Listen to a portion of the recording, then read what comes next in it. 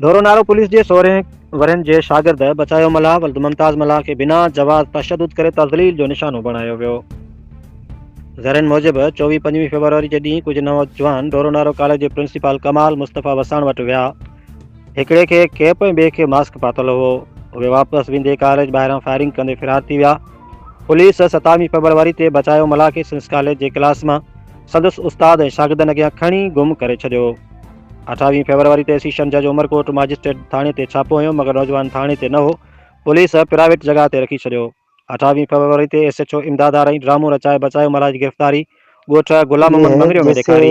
13 ॾींहं ॾियो रिमांड हथ ठोकियो प्रोड्यूस हुआ केस है लॻाए सख़्त तो तशद्दुद करे बेहोशी जी मजिस्ट्रेट हालत साहब में ने आज उन बेल शागिर्द ग्रांट खे की है। कोर्ट में पेश कयो वियो होना आहे। जो ये चाहिए वीडियो जिस में तव्हां अंदाज से ॾिसी सघो पुलिस ने था। घसीटा गया है, ये पुलिस कानून जे की बहादुर वायोलेंस पुलिस है। एहलकारनि मैं हिक एज ए शागिर्द खे प्रेसिडेंट पूरे जिस्म ते बार लठियूं हणी मैंने ज़ख़्मी वहाँ करे विधो ऐं विजिट किया है तज़लील जो कॉलेज, निशानो बणाईंदे वहाँ पे आईओ पहिरियों भी त आया लाकअप हुआ। करे ये छॾियो। पूरो बच्चा केस दाख़िल रेगुलर करे जिस बासर दिन पुलिस बोतारनि ने जे औलाद खे गिरफ्तार किया बचाए है उस दिन भी हिक ग़रीब खे क्लास फासाए में छॾियो। मौजूद था। हाणे अगर SSP ये उमरकोट खे अफेंडर था, ॾिसण सम्झणु घुरिजे अगर त ये पुलिस कहिड़े जुर्म में नमूने मुलवस था, बेगुनाह तो शहरियुनि खे इसको तज़लील इस जो निशानो क्लास में बणाए रही आने की आहे, क्या जरूरत जॾहिं है। पुलिस जो असुल चोर तो कमु शहरियुनि खे भागेगा न, तहफ़ुज़ चोर ॾियणु तो ऐं अमन पेश ईमान जी थोड़ी को सूरत होता हाल खे है। बहितर करणु और आहे। ये कम उम्र का बच्चा सच है। त हम इहो आहे चाहते अवां हैं जी पुलिस ये अगवारनि सां सरदार शाह मिलियल का आहे हल्का है। ऐं हर उन ॾोह हमारा में जो भाङी सरदार बाहे वारा शाह आहे, है खणी वो समाजी बुराई एजुकेशन वारो का धंधो हुजे मिनिस्टर है, या उसका को ये क्रिमिनल घर है। कारोबार इस छो न केस हुजे। की मेरिट पे तव्हां मथां इंक्वायरी फर्ज़ होनी थो चाहिए। बणिजे त हिन इसमें जो बेगुनाह शागिर्द कॉलेज मथां इंतजामिया थियल है तशद्दुद और वाक़िए जो कॉलेज से नोटिस वठी बाहर बैठे हुए हैं, बदमस्त जो एहलकारनि कॉलेज ख़िलाफ़ को यूज मुहकमानी करना कार्रवाई चाहते हैं, कयो। उन्हनि बहादुर उन्हों के नाम एहलकारनि पे खे शामिल तशवीश होना कते चाहिए और कश्मोर मेरिट पे कंदगोट इंक्वायरी होनी मोकिलियो त चाहिए। जीअं पाण जहिड़े बदमस्त जाम धाड़ियुनि सां बेहोश मुक़ाबिलो यको करे बेहोश अञा हक़ीक़ी वधी कोन थो बहादुरी जो सघे। सबूत ॾेई यानी सिंध वरी में जेल अमन ईमान कस्टडी जी थी सूरत छॾी आहे। हाल बहितर कनि। हाँ गरीब माण्हू केॾां वञे? रिपोर्ट करे रहिया आहियूं डॉक्टर हेमलाल केॾां बागानी, वञो ॿुधाए? डिविजनल ब्यूरो चीफ, रुॻो वॾेरनि खे नेशनल बचाइण प्रेस लाइ क्लब साईं। समारोह। वॾे ये है जैसे रिमांड प्रोड्यूस हुआ है तो मजिस्ट्रेट साहब ने बेल ग्रांट की है। होना तो ये चाहिए जिस अंदाज से पुलिस ने घसीटा गया है, ये कानून की वायोलेंस है।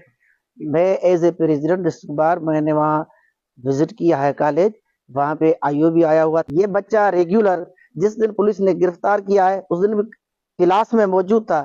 अगर ये अफेंडर था, अगर ये जुर्म में मुलवस था, तो इसको इस क्लास में आने की क्या जरूरत है। चोर तो भागेगा ना, चोर तो पेश थोड़ी को होता है।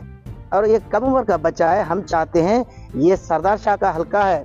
हमारा जो सरदार शाह है वो एजुकेशन का मिनिस्टर है, उसका ये घर है। इस केस की मेरिट पे इंक्वायरी होनी चाहिए। इसमें जो कॉलेज इंतजामिया है और कॉलेज से बाहर बैठे हुए हैं, जो कॉलेज को यूज करना चाहते हैं, उन्हों के नाम भी शामिल तशवीश होना चाहिए और मेरिट पे इंक्वायरी होनी चाहिए। जाम बेहोश हो यको बेहोश आहे। अञा हली कोन थो सघे। यानी वरी जेल कस्टडी ॾी छॾी आहे। हाँ गरीब माण्हू केॾां वञे? तव्हां ॾे अचूं या केॾां वञूं ॿुधाए? रुॻो वॾेरनि खे बचाइण लाइ साईं। वॾेरनि खे बचाइण सॼो कमु वॾेरनि जो आहे। भले तव्हां तफ़सील कयो त कंहिंजो कमु आहे। हिन 3 ॾींहं मुंहिंजो गुम करे छॾियो आहे। 3 ॾींहं जमा असां हेड कयो स्टेशन ते अचिजो, तॾहिं वञी असांजो छोकिरे खे चालान कयो आहे। तंहिं टाइम ते चालान कोन थियल हो। नामालूम एफआईआर हुई ऐं पोइ जमा स्टेशन ते हेड थियो आहे। पोइ उन शाम जो वञी 13 ॾींहं ॿियो केस दाख़िल कयो आहे ऐं बेहोशी हालत में कोर्ट में असांखे मिलियो आहे।